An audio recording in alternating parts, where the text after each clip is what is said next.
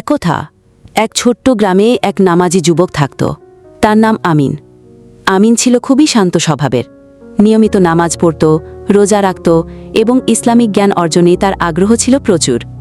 প্রতিদিন সকালে সে কোরআন পড়ত আর সন্ধ্যায় মসজিদে গিয়ে ধর্মীয় আলোচনা শুনত। একদিন গ্রামে এক নতুন ছেলে আসে। তার নাম রায়হান।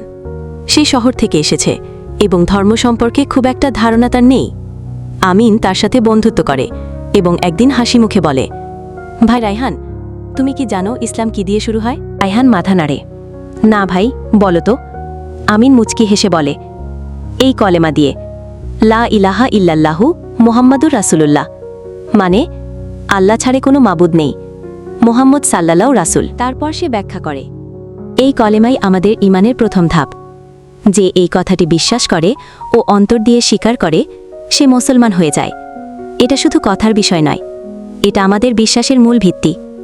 এই কলেমা আমাদের আল্লাহর সঙ্গে সম্পর্ক গড়ে তোলে। রায়হান বিস্ময়ে বলে, এই এত কিছু একটা বাক্যে? আমিন হেসে বলে, হ্যাঁ ভাই, এটুকুই ইসলামের দরজা। আর এই কলেমা অন্যকে বলা, শেয়ার করা, এটা অনেক বরকতের কাজ, কারণ তুমি কাউকে সঠিক পথে ডেকেছ।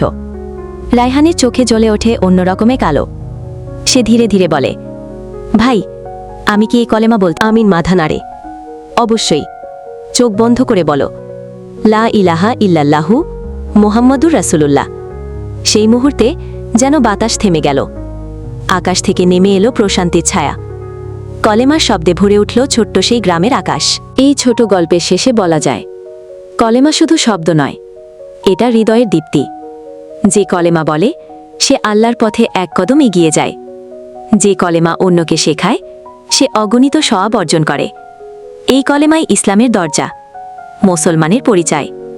এই কলেমা বলো, শেখাও, ছড়িয়ে দাও, কারণ এতে আছে আলো।